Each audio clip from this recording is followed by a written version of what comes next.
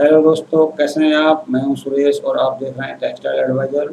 दोस्तों, आज हम आपके साथ में डिस्कस करने वाले हैं कि जो कपड़े में वेफ्ट के जो डिफेक्ट होते हैं, वेफ्ट वाइज डिफेक्ट होते हैं, उनके क्या-क्या रीज़न होते हैं, उनकी क्या-क्या रेमेडीज़ होती है दोस्तों।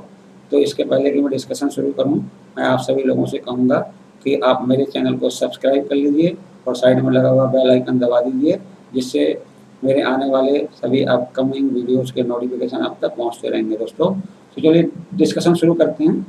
दोस्तों, मैं वेफ्ट वाइज डिफेक्ट के बारे में अपने पिछले वीडियोज़ में भी आपको डिस्कस कर चुका हूँ, तो उसके आगे मैं डिस्कस करता हूँ। एक डिफेक्ट होता है weft looping in the fabric. मतलब क्या होता है कि कपड़े में वेफ्ट की लूप बनने लगते हैं, लेकिन कभी-कभी किसी नॉन या अननोन रीज़न से क्या होता है कि वो टाइट नहीं हो पाता है धागा कपड़े के अंदर। तो जब टाइट नहीं होगा तो उसमें वेफ्ट लूपिंग की प्रॉब्लम क्रिएट हो जाती है। तो उसमें क्या होता है, ये जो वेफ्ट लूपिंग का डिफेक्ट होता है, ये जो प्रोमिनेंसी इसकी बहुत ज़्यादा होती है, कपड़े में तुरंत ही दिखने लगता है और ये अनएक्सेप्टेबल होता है, एक्सेप्टेबल नहीं होता है ये दोस्तों। तो इससे कपड़ा रिजेक्ट भी हो सकता है।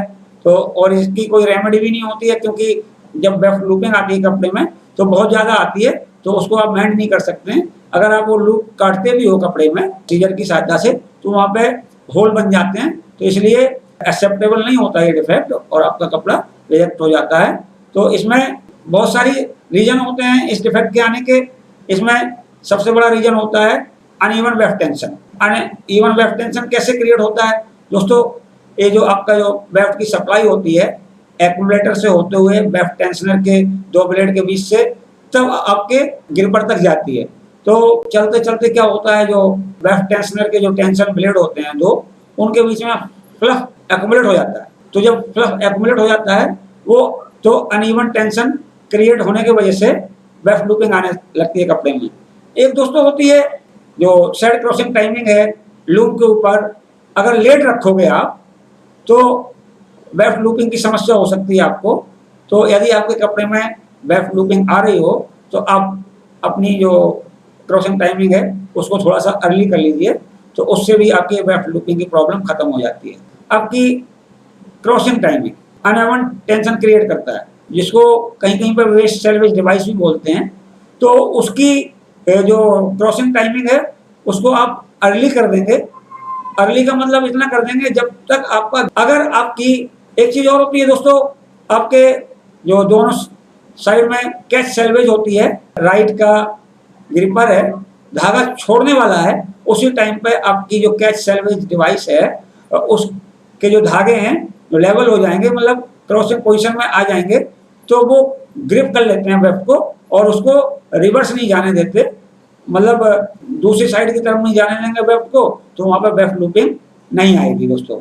कभी भी आपका टेक्नीशियन जब सेटिंग करता है, खास करके हमने देखा है जो आपकी जो रैपियर लूम होती है, तो उसमें जो रैपियर का जो स्ट्रोक सेट करता है, एक चीज और होती है दोस्तों कि जो रीड और जो ग्रिपर के बीच में जो डिस्टेंस रिकमेंडेड होती है, तो उसको वो रिकमेंडेड से थोड़ा सा 1 सेंटीमीटर 2 सेंटीमीटर ज़्यादा रखता है, जिससे कि वो सेपर साइड में रहे, कभी वो टकराए ना रीड से, रैपियर ग्रिपर टकराए ना।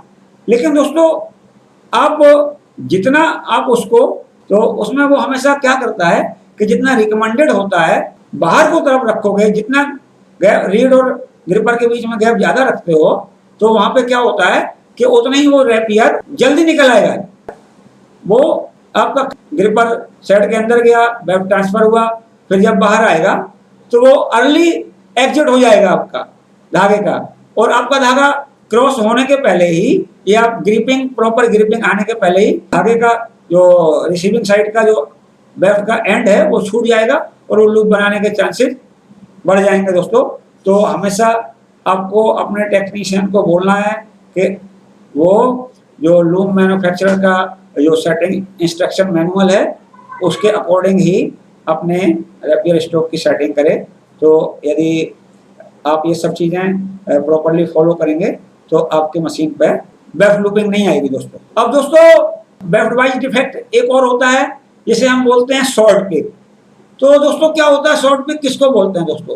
कभी भी आप ये देखना कि जिधर से आपका इंसर्शन हो रहा होता है, वहाँ शॉर्ट पिक नहीं होता है दोस्तों। और ये जो शॉर्ट पिक होता है कभी भी आप देखेंगे नॉर्मली, मतलब 100% तो ऐसा नहीं होता है। शॉर्ट पिक तो आपका जो शटल लूम होती है उसमें भी होता है। आपका अगर जो ऑपरेटर है उसने नेग्लिजेंसी कर दी तो वहां पे भी हो सकता है। लेकिन क्या होता है कि नॉर्मली जो शटल लूम का कपड़ा होता है उसके ऊपर शॉर्ट पिक नहीं आते हैं, ये शटललेस लूम के ऊपर ही शॉर्ट पिक आते हैं दोस्तों। और ये जो शॉर्ट पिक होते हैं वो हमेशा जिधर से इंसर्शन हो रहा होता है उस साइड में नहीं आते हैं, जिधर इंसर्शन खत्म होता है उसी साइड में आते हैं, चाहे वो प्रोजेक्टाइल लूम हो, चाहे रैपियर लूम हो, चाहे एयर जेट लूम हो, चाहे वाटर जेट लूम हो।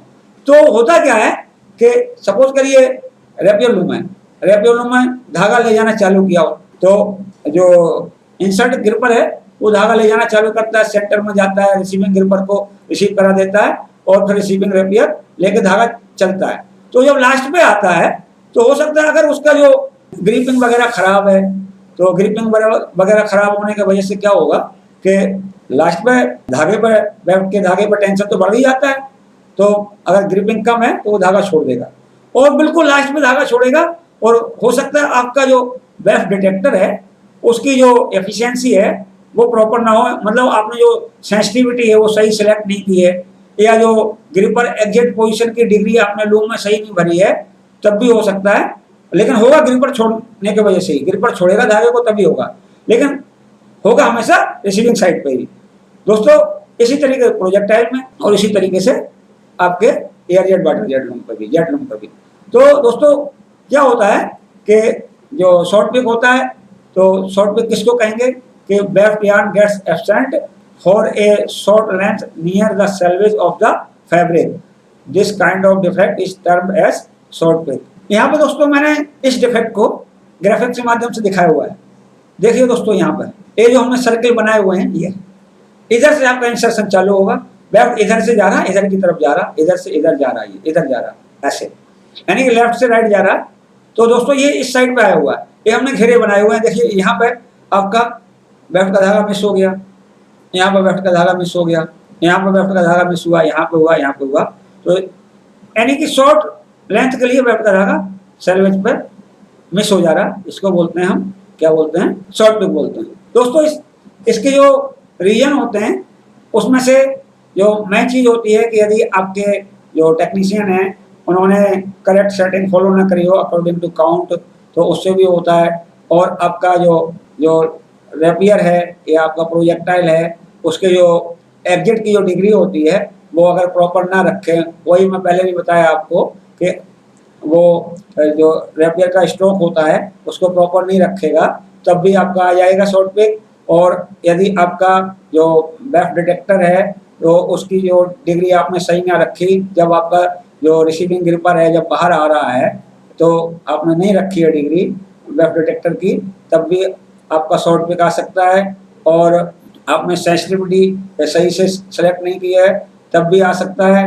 और आपका जो लो ग्रिपिंग प्रेशर है रिसीविंग रैपियर में तब भी आ सकता है। और यदि आपका जो लॉन्ग क्रॉसिंग टाइमिंग है वो आपने अगर अर्ली रख दी है तब भी शॉर्ट पिक आने की पूरी संभावना होती है दोस्तों।